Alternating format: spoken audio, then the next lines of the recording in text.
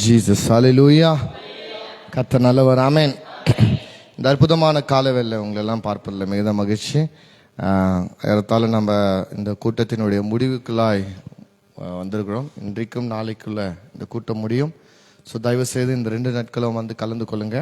மாலை கூட்டம், நாளை கடைசி நாள் கூட்டம். விசேஷமாக இன்றைக்கு சாட்சி நாள் நம்ம ஆல்ரெடி சொல்லியிருக்கிறோம்.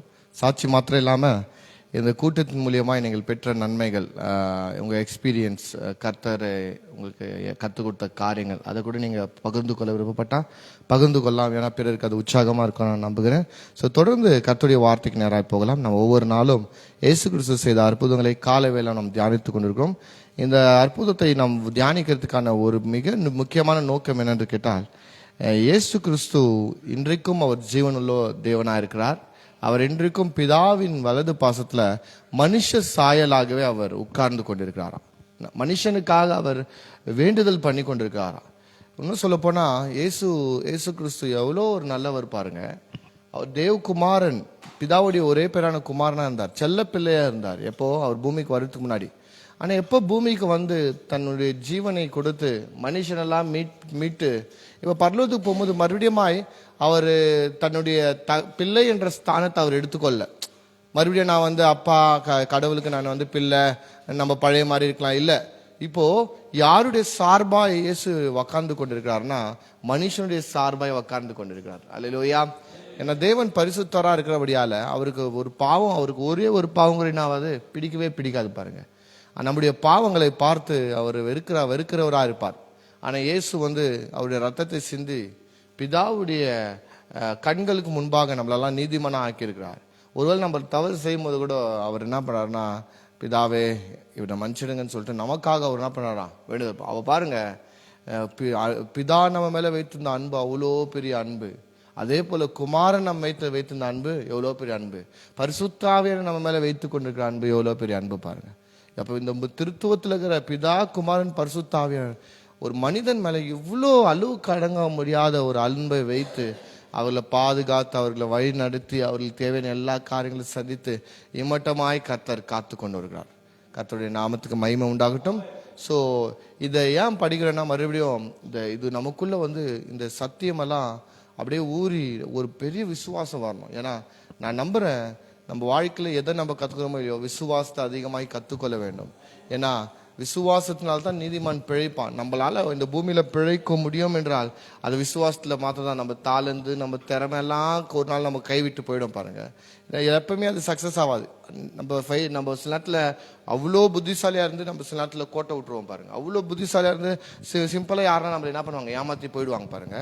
அது வந்து வாழ்க்கையில சில நேரத்துல அப்படித்தான் பாருங்க, நம்ம தெரியாம பண்ணிடுறோம். அப்போ எவ்வளோ டேலண்டா இருந்தாலும் எவ்வளோ அறிவா இருந்தாலும் எங்கேயோ ஒரு இடத்துல நம்ம என்ன ஆயிடுவோம், நம்ம சில நேரத்தில் ஏமாந்து போறது வாய்ப்பு உண்டு. அதனால தான் சொல்றேன், கர்த்தரை மனுஷனை சாராமல், நம்முடைய ஞானத்தை சாராமல், சுய பலத்தை சாராமல் கர்த்தரை நம்ம சார்ந்து வாழும்போது அவர் நம்ம நடக்க வேண்டிய பாதைகளை நடத்துகிறார். அல்லேலூயா, அல்லேலூயா. அப்போ அப்படியாப்பட்ட காரியங்களுக்கெல்லாம் கர்த்தருடைய வார்த்தையா இருக்கிற இப்படியாப்பட்ட அற்புதங்கள் எல்லாம் நம்மளுக்கு உதவி செய்யும். இயேசு இன்னைக்கும் ஜீவனோடு கூட இருக்கிறார். அவர் இன்னைக்கும் நன்மை செய்கிறவரா இருக்கார், இன்னைக்கும் நன்மை செய்கிறார் என்ற அந்த விசுவாசமும் அந்த நம்பிக்கையும் நம்முடைய இருதயத்தில் அதிகமாய் பொங்குன்றது நம்புறேன். ஏன்னா ரோமர் 10:17 சொல்லப்படுது, விசுவாசம் கேள்வினால வருமா. அப்போ விசுவாசம் எப்படி வரும்னா, கர்த்தருடைய வார்த்தையை கேட்க கேட்க கேட்க நமக்குள்ள விசுவாசம் வளருமா. அப்போ அற்புதத்தின் வார்த்தையை, கர்த்தருடைய வார்த்தையா இருக்கிற அற்புதங்கள் வார்த்தையை கேட்க கேட்க கேட்க அற்புதத்தின் விசுவாசம் நம்முடைய இருதயத்துல பொங்கும் சொல்லிட்டு பாக்குறேன். இன்னும் இந்த காலை வேலையில மாத்திரம் இல்லாம இன்னைக்கு மாலையில ஒரு விசேஷமான ஒரு செய்தி, ரொம்ப குறைவான நேரத்தை நம்ம எடுத்துக்கொள்ள போகிறோம். ஆனா இந்த விசுவாசம் எப்படி கர்த்தருடைய வார்த்தை நமக்குள்ள எப்படி கர்ப்பம் தரித்து விசுவாசத்தின் மூலியமா நம்ம எப்படி அற்புதங்களை பெற்றெடுப்பதுன்றது ஒரு அருமையான காரியம், சத்தியம். அதை இந்த மாலைவேளை நம்ம பகிர்ந்து கொள்ளலாம். தயவு செய்து வந்து கலந்து கொள்ளுங்க. சரி, கவனிங்க, நம்ம கர்த்தருடைய இன்னியோட பாடத்துக்கு நம்ம போகலாம். அப்போ இந்த அற்புதங்கள் எல்லாம் கேட்க கேட்க கேட்க நம்மளுக்குள்ள என்ன ஜெனரேட் ஆகணும், விசுவாசம் ஜெனரேட் ஆகணும். அந்த விசுவாசம் ஜெனரேட் ஆனா தான் அற்புதத்தை பார்க்க முடியும், ஆச்சரியமான காரியங்களை பார்க்க முடியும், இயற்கைக்கு அப்பாற்பட்ட சூழ்நிலை நம்ம பார்க்க முடியும், வாழ்க்கையில் விடுதலை எல்லாம் பார்க்க முடியும். ஸோ அதற்காகத்தான் நம்ம இதை எடுத்துக்கொள்கிறோம். தொடர்ந்து இன்னைக்கு ஒரு சத்தியம் நம்ம பார்க்கலாம். வேதத்தை கொண்டு வந்து திருப்புங்க. முதலாவது 12ஆம் சாரி, இது மத்தேயு 12ஆம் அதிகாரம் 9ஆம் வசனத்திலிருந்து வாசிக்கலாமா? அவர் அவ்விடம் விட்டு போய் அவர்களுடைய ஜெப ஆலயத்தில் பிரவேசித்தார். அங்கே சூம்பின கையை உடைய மனுஷன் ஒருவன் இருந்தான். அப்பொழுது அவர் மேல் குற்றம் சாட்டும்படிக்கு ஓய்வு நாளில் சொஸ்தமாக்குகிறது நியாயமா என்று கேட்டார்கள். அதற்கு அவர், உங்களில் எந்த மனுஷன் ஆகிலும் ஒரு ஆடு இருந்து அது ஓய்வு நாளில் குழியிலே விழுந்தால் அதை பிடித்து தூக்கிவிட மாட்டானோ? ஆட்டை பார்க்கிலும் மனுஷனானவன் எவ்வளவு விசேஷித்தான். ஆதலால் ஓய்வு நாளிலே நன்மை செய்வது நியாயம்தான் என்று சொன்னார். பின்பு அந்த மனுஷனை நோக்கி, உன் கையை நீட்டு என்றார். அவன் நீட்டினான். அது மறு கையை போல் சொஸ்தமாயிற்று. அப்பொழுது பரிசேயர் வெளியே போய் அவரை கொலை செய்யும்படி அவருக்கு விரோதமாய் ஆலோசனை பண்ணினார்கள். போதும். ஆமென், ஆமென். இது ரொம்ப சின்ன அற்புதம் பாருங்க, ரொம்ப சின்ன அற்புதம். இந்த அற்புதத்தினுடைய பின்னணியை நம்ம பல முறை பார்த்திருக்கோம். என்ன, ஓய்வு நாள்ல அற்புதம் பண்ணலாமா, அற்புதம் பண்ண, இதுதான் ஒரு பெரிய பிரச்சனையாகுது பாருங்க. ஏன்னா இது யூதர்களுடைய முறைமையின்படி, அவங்க யூதர்கள்னு சொல்றது பரிசேயர் சதிசேயர் வேதப்பாரர்கள். இந்த பரிசேயர் சதிசேயர், ஸ்பெஷலா பரிசேயர் சதிசேயருக்கு இது ஒரு பெரிய குற்றம். என்ன குற்றம்னு கேட்டா, ஓய்வு நாள்ல அற்புதங்களை செய்யக்கூடாது. ஓய்வு நாள் என்றால் அது ஒரு ரெஸ்டான நாள். என்ன ரெஸ்ட்? கர்த்தர் 6 நாள் வேலை செய்தார். 6 நாள் வேலை செஞ்சு 7ஆவது நாள் அவர் என்ன பண்ணாரா, ஓய்வு எடுத்தாராம். ஓய்வு எடுத்தாருன்னா அவர் ரொம்ப டயர்ட் ஆயிட்டார். அதனால ஓய்வு நாள்ல 6 நாள் வேலை செய்தாரு. அந்த 6 நாள் ஒன்றை செய்தார் பார்த்தீங்களா? அந்த ஒன்று 7ஆவது நாள் தேவனை புகழும். என்ன, நீங்க நம்ப மாட்டீங்க, மனுஷன் மாத்திரம் கர்த்தரை ஆராதிக்கிறது இல்லை. தேவனுடைய கரத்தினால படைக்கப்பட்ட எல்லாமே கர்த்தரை ஆராதித்து கொண்டா இருக்குது. ஒரு தேவ ஊழியரும் சயின்டிஸ்டா இருக்கிற ஒரு மனுஷர் இதை கண்டுபிடிச்சார். என்னன்னு கேட்டா, அலைகளுடைய சத்தங்களை அப்படியே கொஞ்சம் லிசன் பண்ணா அந்த அலை கூட கர்த்தரை ஆராதிச்சுனே இருக்குது. கர்த்தரை அல்லேலூயா அல்லேலூயான்ற மாதிரி அலைகள் கர்த்தரை ஆராதித்து கொண்டிருக்குதான். மரங்கள் அசைது பார்த்தீங்களா? அந்த மர அசைவினுடைய சத்தத்தை அப்படியே ரொம்ப ஷார்ப்பா எடுத்து அந்த நோட்டை எடுத்து அந்த நோட்டை லிசன் பண்ணா அது கர்த்தரை ஆராதிக்குதான். நட்சத்திரங்களுக்கு பார்த்தீங்களா, அந்த நட்சத்திரம் ஒரு விதமான சவுண்ட் பண்ணுமா, அந்த நட்சத்திரோடைய சவுண்டும் கர்த்தரை என்ன பண்ணா ஆராதிக்குதான். அப்படியாக இந்த பூமியில் இருக்கிற எல்லா என்ன சொல்றது, மிருகங்களும் பறவைகளும் மீன் மச்சங்களும், எது தண்ணியில வாழ்கிற மிருகங்களும் மச்சங்களும் எல்லாமே கர்த்தரை ஆராதிக்குன்னு அவர் சொல்றாரு. அது நான் உண்மை தான் நம்புறேன் பாருங்க. உண்மை தான் என்ன பண்றேன், நான் நம்புகிறேன். ஏன்னா எல்லாமே கர்த்தருடைய கிரியை தானேங்க. அப்கோர்ஸ் நம்ம தான் முக்கியமான கிரியை, நம்ம தான் தேவனை ஆராதிக்கிறதை விட கர்த்தர் தெரிந்து கொண்ட முக்கியமான பாத்திரம். ஆனா நம்ம மாத்திரம் தேவனை ஆராதிக்கிறது, இந்த பூமியில வர சகல ஜீவ ஜந்துக்களுக்கும் அவரே தேவன் அல்லவா? உலகத்துல இருக்கிற எல்லா உயிரினங்களுக்கும் கடவுள் அவர் தானுங்க. உலகத்துல நாம் ஏதாச்சும் ஒரு உயிரினத்தை படிச்சோமா? நான் புதுசா ஒரு நாயை கண்டுபிடிச்சுக்கிறேன், நான் புதுசா ஒரு குரங்கு கண்டுபிடிச்சிருக்கேன் என்ன சொல்ல முடியுமா? இல்ல. தேவன் ஒருவரே இந்த பூமியில இருக்கிற எல்லா ஜீவன்களுக்கும் ஜீவராசிகளுக்கும் அவரே உரிமையாளர்களா இருக்கிறாரு, அவரே படைப்பாளியா இருக்கிறாரு. அப்ப எல்லாத்துக்கும் அவர் தான் சொந்தக்காரர், எல்லா ஜீவனுக்கும் அவர் தான் சொந்தக்காரர். அப்ப அந்த எல்லா ஜீவன்களும் கர்த்தரை ஒவ்வொரு நாளும் என்ன பண்ணி கொண்டிருக்குது, மகிமைப்படுத்தி கொண்டே இருக்குதுன்னு சொல்லிட்டு நம்ம பாக்குறோம். எல்லாமே அதோடைய சித்தத்தை, அதோடைய வேலைகளை கரெக்டா செய்யுதுன்னு சொல்லிட்டு நம்ம என்ன பண்றோம், பாக்குறோம்.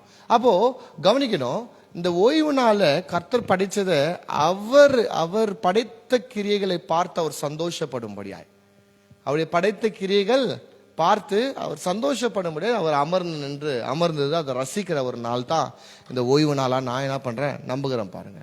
அதே போல நம்மளுக்கும் கர்த்தர் கற்றுக் கொடுத்தார். நீயும் 6 நாள் வேலை செய், 6 நாள் வேலை செஞ்சுட்டு 7ஆவது நாள் என்ன பண்ண, நீ ரெஸ்ட் எடுனா வீட்டில் கம்பளி போது தூங்கிடாத. இந்த 6 நாள் உன்னை பாதுகாத்தார் பார்த்தீங்களா? 6 நாள் உனக்கு தேவையான எல்லா காரியத்தையும் சந்திச்சா பத்தி 6 நாள்ல உனக்கு எவ்வளவு அற்புதமா நடத்தினார். அந்த தேவனை மகிமைப்படுத்து.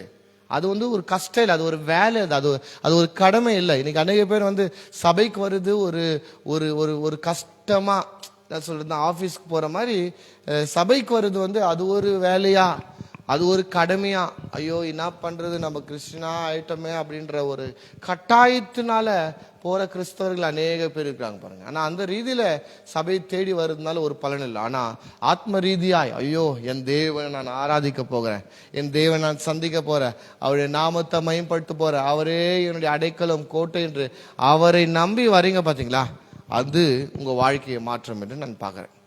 அது உங்களுடைய வாழ்க்கையில் இருக்கிற தேவையெல்லாம் சந்திக்க நான் பார்க்கிறேன். அப்போ இதுதான் பாருங்க, ஓய்வு நாள்ல மனிதன் நல்லா இருக்கணும் தான் கர்த்தர் விருப்பப்படுறார்.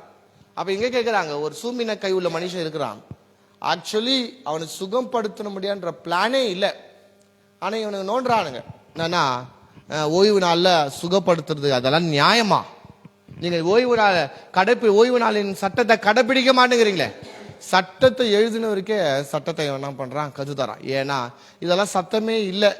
வேதத்தில் நீங்க போய் பாருங்க, ஓய்வு நாளை அனுசரிக்கணும்னு சொல்லிக்கிறாங்க, அது தப்பே இல்லை. ஓய்வு நாளில் வந்து நீங்க வேலை செய்யக்கூடாதுன்னு எந்தெந்த வேலைன்னு சொல்லிட்டு ஒரு லிஸ்ட்டை கொடுத்துக்கிறாங்க பழைய ஏற்பாடுல, லேவி ராகமத்தில்.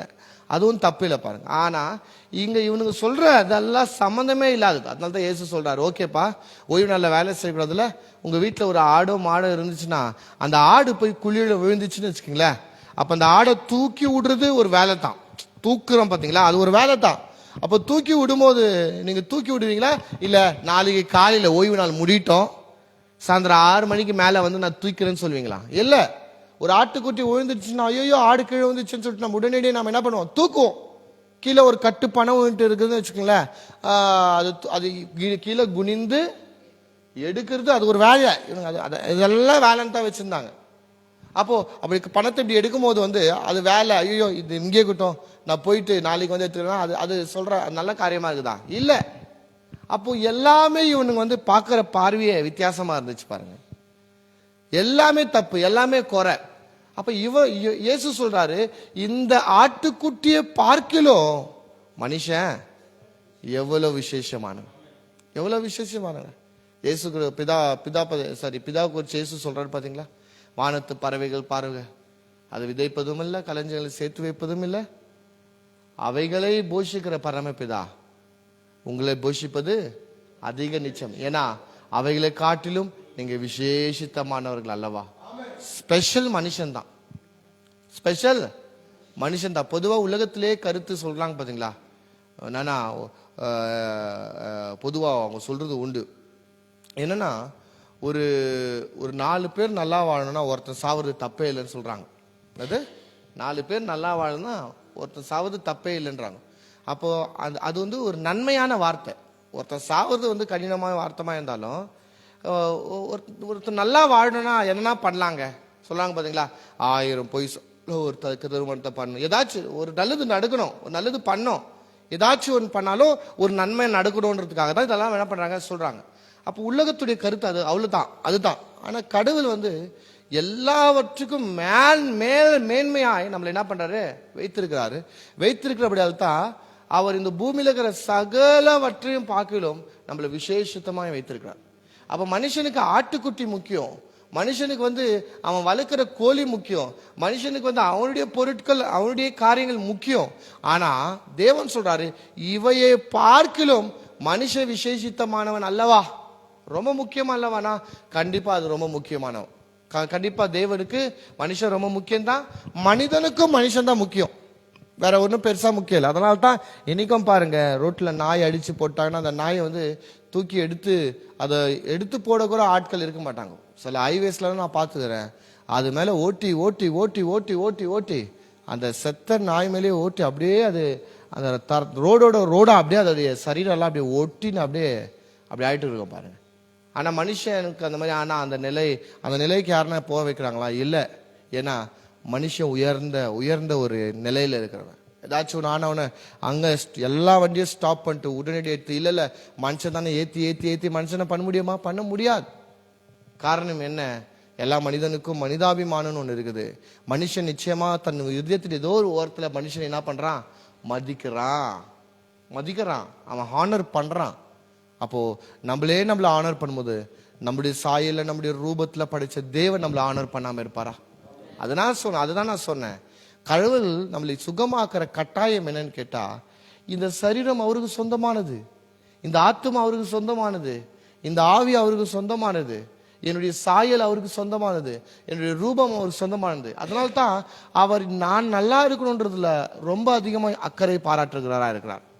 இது எனக்கு புரியுது. ஏன் ஓய்வு நாள் என்றும் பாராமல் இவ்வளோ இவங்க ரூல்ஸ் வச்சுக்காங்களே, சரி விடு நம்ம அதை ஃபாலோ பண்ணலாம்னு சொல்லிட்டு ஃபாலோ பண்ணாம ஏன் கர்த்தர் அன்னைக்கும் சுகம் தராருனா, எப்பா என் நோக்கம் வந்து ஓய்வு நாளை விட நீ நல்லா இருக்கணுன்றது தான் என்னுடைய நோக்கம். ஓய்வு நாள் கூட மனுஷனுக்காகத்தான், ஓய்வு நாள் கூட தேவனை மகிமைப்படுத்துறதுக்காக தான். ஓய்வு நாளில் மனுஷன் பாரத்தை சுமக்கிறதுக்குல, மனுஷன் கடவுளை வந்து ஐயோ என்னடா இது இவ்வளோ கஷ்டமாக்குது அப்படின்ற அந்த எண்ணத்தோடு அல்ல. எப்பவுமே பாருங்க, மதம் கடினமாயிடுச்சுன்னா மனுஷன் அதுல நன்மை பெற்றுக்கொள்ளவே முடியாது. பாருங்க, அதுதான் சொல்றேன், நம்ம கிறிஸ்தவமே நீங்கள் மதமாய் நீங்கள் ஏற்றுக்கொள்ளக்கூடாது. மதமாய் ஏற்றுக்கொண்டால் நீங்க தேவனை நீங்க வெறுக்க ஸ்டார்ட் பண்ணிடுவீங்க. ஏன்னா அந்த சட்டங்கள் எல்லாம் ரொம்ப கடினமா இருக்கும். பாருங்க, கடவுள் மேல நம்மளுக்கு அன்பே வராது. கடவுளுடைய ரூல்ஸ் ரெகுலேஷன்ஸ் எல்லாம் மனுஷன் இதை பண்ணு அதை பண்ணு அதை செய் இதை செய்ன்னு சொல்லிட்டு வெறும் சட்டங்களாவே கொடுத்துருந்தா நம்மளால வந்து நிம்மதியா வாழ முடியாது. நம்மளுக்கு ஒரு பேர்டனா மாறிடும், சுமையா மாறிடும், அன்பு வராது, மனசு ரீதியாய் கர்த்தரை ஆராதிக்க முடியாது, மன ரீதியாய் உள்ளத்தின் ஆழத்திலிருந்து ஜபிக்க முடியாது. ஏன்னா வாழ்க்கை தேவன் மேல வெறுப்பு வாயி கடினமாயிடுது. பாருங்க, அதுதான் சொல்றேன், மதம் அதுதான். மதம் இப்படித்தான் பண்ணும். இன்னைக்கு நீ எப்படி சுகமாகலாம், எப்படி சுகம் அற்புதங்களை செய்யலாம். ஆனா இயேசு சொல்றார், இந்த ஆட்டுக்குட்டியை விட மனிதன் விசேஷித்தமானவன். அல்லேலூயா. இந்த ஆட்டுக்குட்டியை விட மனுஷன் விசேஷித்தமானவன் என்று சொல்லி அவனை அழைத்து அவனுடைய கையை நான் நீட்டுன்னு சொன்னானா உடனடியாக அவன் சுஸ்தமான. அவனுக்கு என்ன பிரச்சனைன்னு கேட்டா, சும்பின கை உடையவனா இருந்தானா. சும்பின கை உடையவனா சில ஆட்களுக்கெல்லாம் நீங்க பார்த்துருப்பீங்கன்னு நினைக்கிறீங்க. அப்படியே அந்த நரும்பு இழுத்துக்குன்னு அந்த கை வந்து அப்படியே அப்படியே கை வந்து என்ன சொல்லுவாங்க, அதை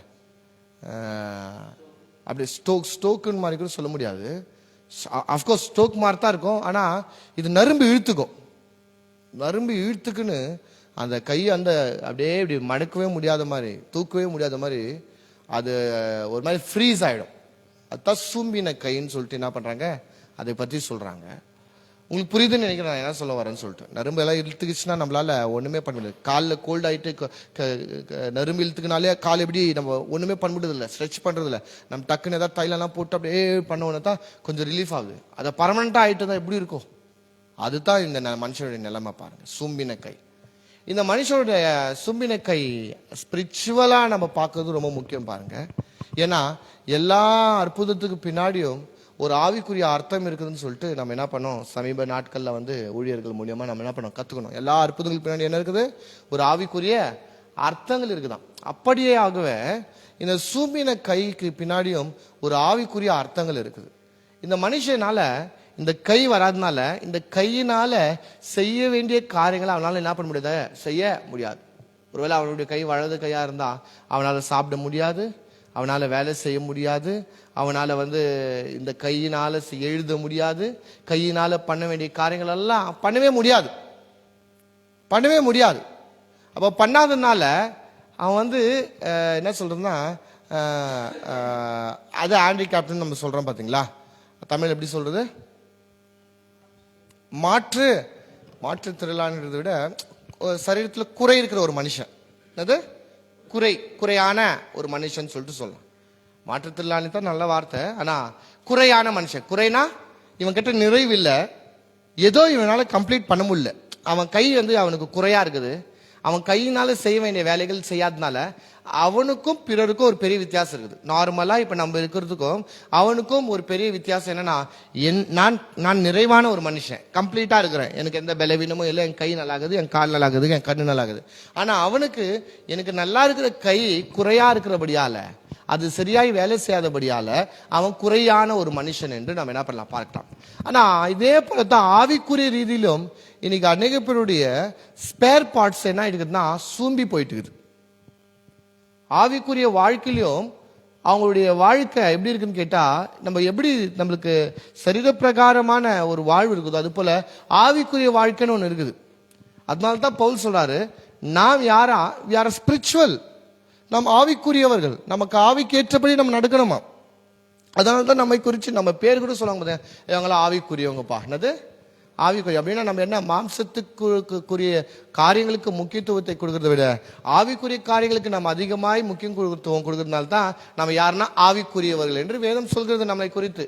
அப்போ ஆவிக்குரியா இருக்கிற நமக்கு ஆவிக்குரிய வாழ்வு ஆரோக்கியமா இருப்பது ரொம்ப முக்கியம். சொல்லுங்க, ஆவிக்குரிய வாழ்க்கை ஆரோக்கியம். அப்போ என்னுடைய சரீரத்துல நான் சுகமா இருக்கிற, ஆரோக்கியமா இருக்கிற, பலனா இருக்கிற, அதே போல என்னுடைய ஆவிக்குரிய வாழ்க்கையில நான் சுகமா இருப்பது ரொம்ப முக்கியம். அல்லேலூயா. சர்ச்சு முடிஞ்சோடனே நம்ம சேரெல்லாம் எடுத்து வைக்கிறோம். அதுக்கு நம்ம கை தேவை. இந்த கை இருந்ததால்தான் என்ன பண்றோம், நம்மளால சேர் எடுத்து வைக்க முடியும். இப்ப எனக்கு கை இல்லை, 2 கை இல்லாத போது நான் சேர் எடுத்து வைக்க முடியுமா? எடுத்து வைக்க முடியாது. ஒருத்தர் விஷ் பண்ண முடியுமா? கை கொடுத்து விஷ் பண்ண முடியாது. நானே எடுத்து சாப்பிட முடியுமா? சாப்பிட முடியாது. ஏன்னா எனக்கு கை இல்லை. இன்னைக்கு அநேக பேருடைய வாழ்க்கையில் ஆவிக்குரிய ரீதியில கை இல்லாதவர்களா இருக்கிறாங்க. கை சூம்பி போயிட்டு இருக்குது. சில பேருக்கு கால் சூம்பி போயிட்டு இருக்குது. சில பேருக்கு வாய் சூம்பி போயிட்டு இருக்குது. சில பேருக்கு கண்ணு சூம்பி போயிட்டு இருக்குது. சில பேருக்கு அநேக அவ்வியங்கள் ஆவிக்குரிய ரீதியில சூம்பி போயிட்டு இருக்குது. அப்படின்னா என்ன, தங்கள் ஆவிக்குரிய வாழ்க்கையில செய்ய வேண்டிய காரியங்கள்ல செய்யாம போகிற பட்சத்துல அதுல சூம்பல் தானோ. உதாரணத்துக்கு நம்மளால ஜெபிக்க முடியலன்னா ஆவிக்குரிய நம்ம வாய் என்ன ஆயிக்குது, சூம்பி போயிட்டு இருக்குதுன்னு அர்த்தம். கடவுளுக்கு கொடுக்குற காணிக்கையும் தசமபாக நம்ம கையில கொடுக்க முடியலன்னா நம்முடைய கரம் சூம்பி போயிட்டு இருக்குது. சபையில நம்மளால ஊழியம் செய்ய முடியல என்றால் நம்முடைய கரம் சூம்பி போயிட்டு இருக்குது. ஊழியம் பண்ண நம்ம கால் நடந்து போல என்றால் நம்முடைய காலு சூம்பி போயிட்டு இருக்குது. பிறகு சுவிசேஷம் சொல்ல என்றால் உங்க வாய் சூம்பி போயிட்டு இருக்குது. கவனிங்க, இது தவறாய் நான் சொல்ல, உங்களுக்கு புரியறதுக்காக நான் சொல்றேன். அப்போ என்னால ஏன் இதை செய்ய முடியலன்னா அப்ப அதுல ஏதோ ஒரு பலவீனம். என்னது புரியுதுங்களா உங்களுக்கு? இப்போ இங்கிருந்து அங்க இருக்கிற எழுத்துகள், இங்க போடுற எழுத்துக்கள் உங்களுக்கு தெரிய மாட்டேங்குதுன்னா கம்ப்யூட்டர்ல ப்ராப்ளம் நம்ம சொல்லிடக்கூடாது. நம்ம கண்ணில் தான் ப்ராப்ளம். சில பேர் அப்படித்தான் பாருங்க, குரல்லாம் அவங்க கிட்ட இருந்தாலும் ஒத்துக்கவே மாட்டாங்க. பழிய மற்றவங்க மேல தான் போடுவாங்க. இல்ல கம்ப்யூட்டர் சரியில்லை, இல்ல பிளர் ஆகுது, இல்ல கலர் சரியில்லை, இல்ல பிரச்சனை எல்லாருக்கும் தெரிந்து உங்களுக்கு தெரியலன்னா அப்போ கம்ப்யூட்டர்ல ப்ராப்ளம் இல்லை, நம்முடைய கண்கள்ல ப்ராப்ளம் சொல்லிட்டு பாக்குறோம். சொல்லுங்க, நம்ம கண்கள்ல ப்ராப்ளம். அப்போ அதே போல்தான் எல்லாராலும் பெற நன்மை நம்மளால பெற முடியல. காரணம் என்னன்னா நம்முடைய ஆத்துமா ரீதியில ஏதோ ஒரு குறைபாடு இருக்குது. ஆத்துமா ரீதியில என்ன இருக்குது? ஒரு குறைபாடு இருக்குது. ஏதோ ஒன்று இப்ப என்னால ஊழியமே பண்ண முடியலன்னா அப்போ என்னுடைய ஆத்துமா ரீதியில எங்கேயோ அந்த சூம்பதானம் இருக்குது. சூம்பின கை போல ஏதோ ஒரு சூம்பி போயிட்டு இருக்குதுன்னு அர்த்தம். அப்ப இந்த காரியத்தின் விளைவா தான் நாம் தேவனுக்கு செய்ய வேண்டிய காரியங்கள் செய்யாம போகிறோம். பாருங்க, இன்னைக்கு எத்தனையோ பேர் சபைக்கு கடவுளை தேடுறத பாருங்க. வரணும்னு நினைச்சா காலையிலும் வர முடியும். ஆனா என்ன, சூம்பி போயிட்டு இருக்குது. அவங்களுடைய ஃப்ரீஸ் ஆயிடுது அவங்களுடைய ஆத்துமா. சபைக்கு ஞாயிற்றுக்கிழமையில வர முடியாத கால்கள், சூம்பி போன கால்கள், அந்த கால்களுக்கெல்லாம் விடுதலை தேவை. இன்னைக்கு இயேசு இந்த மனுஷனை சுகமாக்குனது போல ஆவிக்குரிய வாழ்க்கையில நம்ம எல்லாம் சுகமாக்கினாத்தான் நாம் விடுதலையாய் வாழ முடியும். ஆவிக்குரிய வாழ்க்கையில எழுச்சியாய் நம்ம செய்யறதுக்கு ஆற்றல் எப்படி வரணும்னா கர்த்தரிடத்தில் தான் வரணும். நான் நம்புகிறேன் பாருங்க. அப்ப இந்த கால வேலை நம்ம ஒரு தீர்மானம் எடுக்கணும். ஆண்டவர், என் சரீரம் நல்லா இருக்குது, ஆனா என்னுடைய ஆவி என் பக்கவாதம் ஆயிட்டுக்குது. என் ஆவியில இருக்கிற என்னுடைய கரம் ஏன் என்னால ஜெபிக்கவே முடியல, ஏன் என்னால முழங்காலே போட முடியல, ஏன் என் வாயில துதியே வரவில்லை. காரணம் என்னன்னா என் வாய் சூம்பி போயிட்டு இருக்குது. கர்த்தரை துதிக்க கூடாதபடி. ஏன் பிறருக்கு என்னால கொடுக்கற கரம் வர மாட்டேங்குதுன்னா என் கை சூம்பி போயிட்டு. அதனால தான் அந்த நான் கையை எடுக்க முடியல. அதை அப்படியே வச்சுக்கணும்னு தோணுது, கொடுக்கணும்ன்ற மனந்தே வராம இருக்குது. அப்போ இந்த காலவேளை நம்ம ஒன்று புரிந்து கொள்ள வேண்டும்.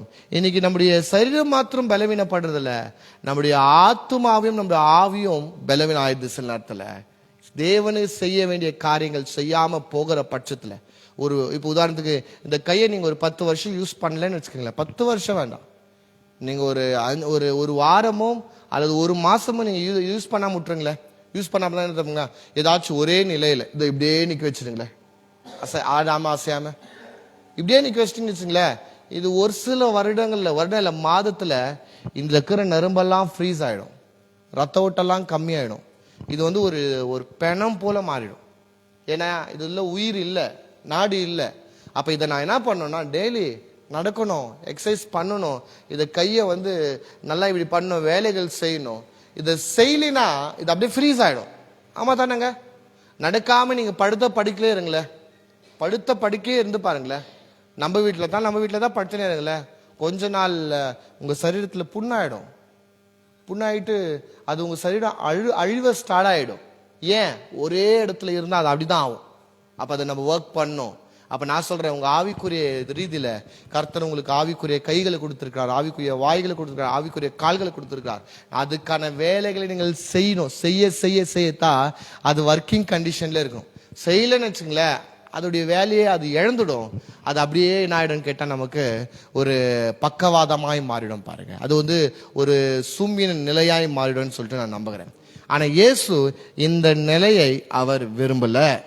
இந்த மனுஷன் இவன் கையினால செய்ய வேண்டிய வேலையை செய்யாம போகிறானே அப்படின்னு சொல்லிட்டு ஓய்வு நாளும் பாராம, ஓய்வு நாள்ல மனுஷன் நல்லா இருக்கணும்னு சொல்லிட்டு விரும்பி கர்த்தர் இந்த மனுஷனை அழைத்தாரு. அழைத்தது மாத்திரமில்ல, அவன் கரங்களை நீட்டுன்னு சொன்னாரு. நீட்டின மாத்திரத்துல அவன் சுகம் அடைந்தான் என்று நாம் பார்க்கிறோம். அல்லேலூயா, அல்லேலூயா. அப்ப நான் சொல்றேன், இந்த காலவேளை தேவன் உங்க வாழ்க்கையில் இருக்கிற எந்த பலவீனமா இருந்தாலும் பரவாயில்ல, அது ஆவிக்குரிய பலவீனமா இருந்தாலும் பரவாயில்ல, சரீரத்துக்குரிய பலவீனம் பரவாயில்ல, எல்லா பலவீனங்களும் இயேசு இன்றைக்கு சுகமாக்குவார். அதை சுகமாக்க எப்படியாப்பட்ட ஒரு நெருக்கடி இருந்தாலும் பாருங்க, இது சுகமாக்குனா சின்ன சுகம்தான், சின்ன அற்புதம் தான். இது லாசரு உயிரோடு கூட எழுப்பினார் பாத்தீங்களா, அது போல ஒரு பெருசா இல்ல, சின்ன அற்புதம் தான்.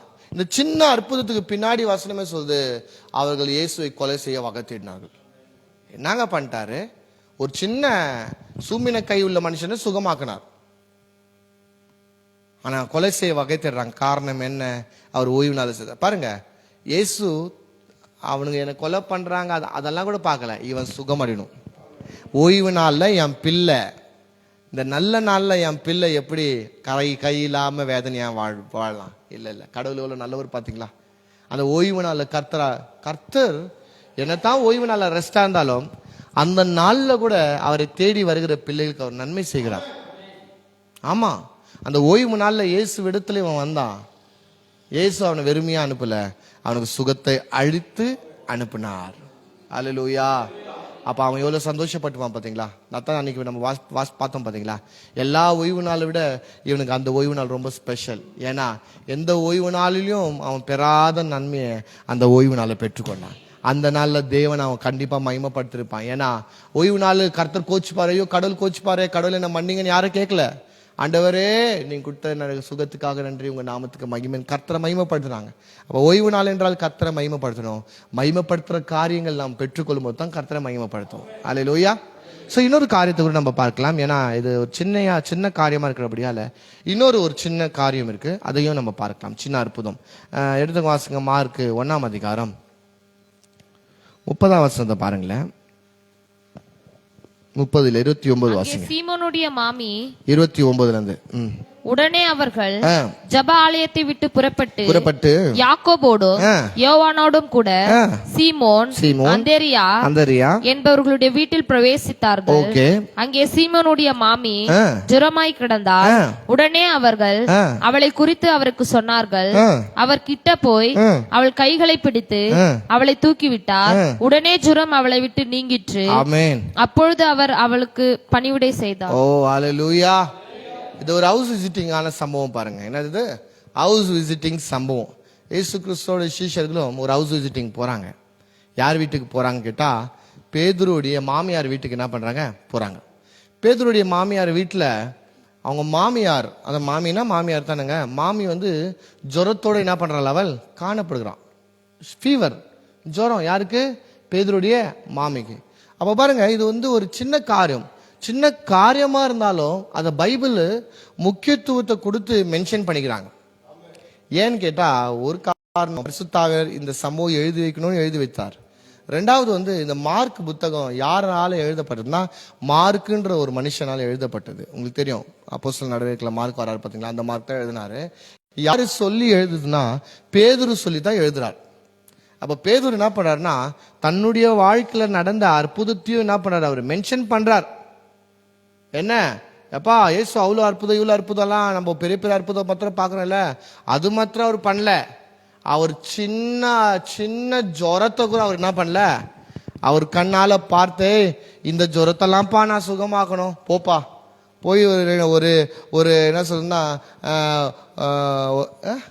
ஒரு குரோசின் போட்டுக்கோ, கருப்பு காப்பி குடிச்சிட்டு படு, அப்புறம் கொஞ்ச நேரம் விட்டு ஏஞ்சா அது ஆட்டோமேட்டிக்கா நல்லா ஆயிடும் அப்படின்னு ஏசு சொன்னாரா? இல்ல. இயேசு பேதுருடைய வியூல என்னன்னா, இயேசு அவர் பெரிய வியாதியும் சுகமாக்க வல்லவர், சின்ன வியாதியும் அவர் சுகமாக்க வல்லவர். சின்ன வியாதி பெரிய வியாதி சுகமாக்குறது, சின்ன வியாதி சுகமாக்க முடியும். இப்போ உதாரணத்துக்கு பாருங்களேன், இங்க ஒரு பெரிய பெரிய கேன்சர் பேஷண்ட்டுகளை சுகமாக்குற ஒரு ஸ்தலமா இருக்குதுன்னு வச்சுக்கோங்களேன். அந்த இடத்துல ஐயா எனக்கு குளிர் ஜுரம் எனக்கு சுகமாக்குங்க யாரும் வரமாட்டாங்க. ஏன்னா அது இடம் ரொம்ப பெரிய இடம், அந்த இடத்துல பெரிய பெரிய வியாதியை டீல் பண்ணுகிறாங்க.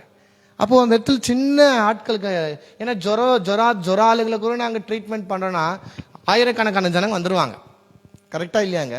அப்போ பெரிய ஆட்கள் பெரிய டீலிங் தான் பண்றாங்க, சின்ன டாக்டர் சின்ன டீலிங் பண்ணிடுறாங்க பாருங்க. ஆனா இயேசு அப்படி இல்லை, இயேசு அப்படி இல்லவே இல்லை. அதை ப்ரூவ் பண்றதுக்காகத்தான் இந்த ஜுரத்தின் காரியத்தை கூட மென்ஷன் பண்ணி வச்சிருக்காங்க. ஆமா, அப்ப நான் சொல்றேன் பாருங்க, நீங்க ஜுரமா இருந்தா அதை கூட தேவன் அக்கறையாய் பார்க்கிறார். ஜுரம் தானே 2 நாள்ல நல்லாயிடும் அப்படின்னு இல்ல, கர்த்தர் அலட்சியமா வருதுல, அந்த ஜுரத்தையும் கர்த்தர் சுகமாக்க வல்லவர். இயேசு அந்த வீட்டுக்கு போன மாதத்துல அந்த வீட்டில் இருக்கிறவர்கள் சொன்னாங்க, உடனடியே சொன்னாங்களா என்னன்னா, பேதுருடைய மாமிக்கு ஜுரம்னு சொல்லிட்டு இயேசு போய் அந்த மகளை, அந்த பெண் என்ன பண்ணாரா, கைகளை வச்சு தூக்கி விட்டார். உடனடியே அவள் என்னானாலா சுகமாயி அவர்களுக்கு, பாத்தீங்களா, இதுதான் எனக்கு ஆச்சரியமாகுது பாருங்க. உடனடியே நல்லா பண்ணிவிடனா என்னதான், வந்து ஊழியக்காரங்களுக்கு காப்பி தண்ணியோ இல்ல சாப்பாடு டிஃபனோ ஏதோ போய் என்ன பண்றா, வேலை செய்யறா, படுத்த படுக்கல இருந்தான், பயங்கரமான ஜுரத்துல இருந்தான். ஆனா இயேசு வந்து கையை வச்சு தூக்கின உடனடியே அவள் சுகமாய் அவர்களுக்கு பணிவிடை செய்தவள் இருக்கிறான்னு பார்க்கணும். ஸோ எனக்கு அன்பான தேவனுடைய பிள்ளைகளை, நம்முடைய ஆவிக்குரிய வாழ்க்கையில நம்ம எவ்வளவு பலவீனமா இருந்தாலும் பரவாயில்ல, உங்க ஆவிக்குரிய வாழ்க்கையில கர்த்தர் சுகமாக்க விரும்புறார். ஆனா அதை காட்டிலும் முக்கியமாய் உங்களுடைய சரீர பிரகாரமான பலவீனத்துல கர்த்தர் மிகவும் அக்கறையா இருக்கிறார். ஸோ நான் சொல்லுகிறேன், நம்ம கிறிஸ்தவர்களா இருக்கிற நம்ம, தேவனுடைய பிள்ளைகளா இருக்கிற நம்ம சுகமா இருக்கணும் தான் கர்த்தர் விரும்புகிறார். நம்ம சுகத்தை தேவன் விரும்புகிறார், நம்முடைய ஆரோக்கியத்தை தேவன் விரும்புகிறார், நம்ம நன்றாய் வாழணும்னு தேவன் விரும்புகிறார். இதை நல்லா மைண்ட்ல புரிஞ்சு கொள்ளுங்க. மனசார ஆண்டவரே நான் நல்லா இருக்கணும், நான் ஆரோக்கியமா இருக்கணும்னு சொல்லிட்டு நீங்க என்ன பண்றீங்க, விரும்புறீங்க என்று நீங்கள் நம்புங்க. கர்த்தர் அப்பொழுது நமக்கு பரிபூர்ண சுகத்தை தருவார். இந்த காலவெல்ல நம்ம 2 அற்புதங்களை பார்த்தோம். ஒன்று, சூம்பின கை உடைய மனிதனை குறித்து பார்த்தோம். அதுக்கு ஒன்று அர்த்தம் என்ன, முதலாவது ஆவிக்குரிய அர்த்தத்தை பார்க்கும்போது, நம்ம ஆவிக்குரிய வாழ்க்கையில தேவனுக்கு கூறிய காரியங்களை செய்யாம போகும்போது அது என்ன ஆகுதுன்னா, அந்த விஷயத்துல நம்ம சூம்பின உடையவர்களாய் மாறிடும். எஸ், சபைக்கு வராம இருக்கிறது அது ஒரு பலவீனம். என்ன பலவீனம்? ஆவியில ஆவிக்குரிய ரீதியில நம்ம வீக்கா இருக்கிறோம். அந்த வீக்கா இருக்கிறதுனால தான் கடவுளை தேட முடியல, ஜெபிக்க முடியல, வேதத்தை வாசிக்க முடியல. ஏன்னா we are totally weak and paralyzed in my spirit. நம்முடைய சரீர ரீதியில நாம் எப்படியா இருக்கிறோம்னா பலவீனர்களா இருக்கிறோம். இப்போ உடம்பு நம்மளுக்கு சரியில்லைன்னு வச்சுங்களேன், நம்மளால ஏஞ்சி நிற்க முடியுமா? நிற்க முடியாது. நடக்க முடியுமா? நடக்க முடியாது. அப்போ சரீர ரீதியாய் நம்மளால ஒண்ணுமே பண்ணாம படுத்த படுக்கையில் நம்ம மாறிடும்.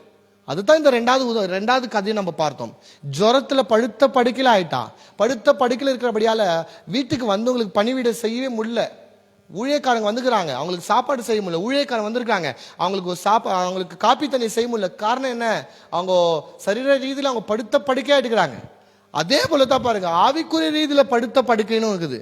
ஆவிக்குரிய ரீதியிலும் தேவனை ஆராதிக்க வாயை திறக்க முடியல, ஊழியத்தை செய்ய கால் நடக்கவே முடியல, கர்த்தருடைய வேலைகளை செய்ய அந்த இறுதியை ஒத்துக்கல. இதெல்லாம் ஆவிக்குரிய படுத்த படுக்க, ஆவிக்குரிய பலவீனம், ஆவிக்குரிய சரீர ஒடுக்குதல். இவைகளெல்லாம் கர்த்தர் நம்மை விடுதலை ஆக்க வல்லவராக. அல்லேலூயா, அல்லேலூயா. ஒரு விஷயம், எல்லாரும் கண்களை மூடுங்க பார்க்கலாம். உங்களுக்காக நான் ஜெபம் பண்றேன். இந்த ஒரு ஸ்பெஷலான ஜெபத்தை நான் ஏறெடுக்க விருப்பப்படுறேன். கண்களை மூடி, நீங்கள் ஒருவேளை சரீர பிரகாரமாய் பலவீனமா இருக்கலாம், அல்லது ஆவிக்குரிய ரீதியில், ஆமா என்னால பைபிள் படிக்க தான் முடியல, என்னால என்னவோ தெரியல, என்னால ஜெபிக்கவே முடியலையே, ஜெபம் பண்ணா வாயவே வரமான்னு இருக்குது, கர்த்தரை துதிக்கிற அந்த மனசே வரல, பரிசுத்தாவியானவர் என் கூட இருக்கிறார் அந்த உணர்வே வரல. இப்படியாப்பட்ட ஒரு அனுபவத்துக்குள்ள நீங்க இருப்பீர்கள் என்றால் நீங்கள் தயவு செய்து வாயை திறந்து நீங்கள் அறிக்கையிடுங்க. ஆண்டவரே, என் ஆவிக்குரிய வாழ்க்கையில நான் பலவீனனா காணப்படலாம் தகப்பனே, ஆனா இப்பொழுது இயேசுவின் நாமத்துல என் ஆவிக்கு உங்களுடைய பலத்தை தந்து உற்சாகத்தை தந்து மறுபடியுமா என்னை கட்டி எழுப்பும்படியா உதவி செய்யுங்க. ஓ உமக்கு நன்றி. சர்வ வல்லமையுள்ள தேவனே, குமார் நாங்கள் இயேசுவின் நாமத்தில் இந்த பிள்ளைகள் உங்க கரத்தில் அர்ப்பணிங்க தகப்பனே. என் தேவன், நீங்க நல்லவர் அப்பா. இயேசு கிறிஸ்து நாமத்தினால இவங்களுடைய சரீரம் எப்படி ஆரோக்கியமா இருக்கிறதோ அப்படியாகவே இவங்களுடைய ஆவியும் ஆரோக்கியமாய் மாற்றும் தகப்பனே. ஒருவேளை சரீரத்துல பலவீனமா இருக்கிற ஒவ்வொருத்தரையும் கர்த்தர் நீங்க தொட்டு பரிபூர்ண சுகத்தை நீங்க தாங்க தகப்பனே. அவர்கள் சுகமாய் ஆரோக்கியமாய் நன்றாய் சமாதானமாய் வாழ என் தேவன் நீங்கள் உதவி பார்க்கும்படியா உதவி செய்யுங்க. அப்படியாக இயேசு கிறிஸ்து நாமத்துல இவருடைய ஆவிக்குரிய வாழ்க்கையில தகப்பனே இவர்கள் எழுச்சி அடையும்படியாய், ஆவிக்குரிய வாழ்க்கையில தகப்பனே இவர்கள் சுகமா இருக்கும்படியாய், தேவனுக்குரிய காரியங்கள் எல்லாம் நேர்த்தியாய் செமையாய் செய்கிற தேவ பிள்ளைகளாய் அவர்கள் மாற உதவி செய்யுங்க. தொடர்ந்து காத்துக்கொள்ளுங்க. உங்களுடைய பலத்தினால பிள்ளைகளை நீங்க பலப்படுத்துங்க. நீரே இவர்களுக்கு சமாதானக்காரராக இருந்து ஆரோக்கியத்தை தந்து வழிநடத்தும்படியாக செய்யுங்க. உங்க கரத்தில் அர்ப்பணிக்கிறேன் இயேசுவின் மூலம் ஜெபிக்கிறேன் நல்ல பிதாவே, ஆமென். நாம் எழுந்து நிற்கலாம். எழுந்து நின்று ஜெபித்து கடந்து போவோம். மாலை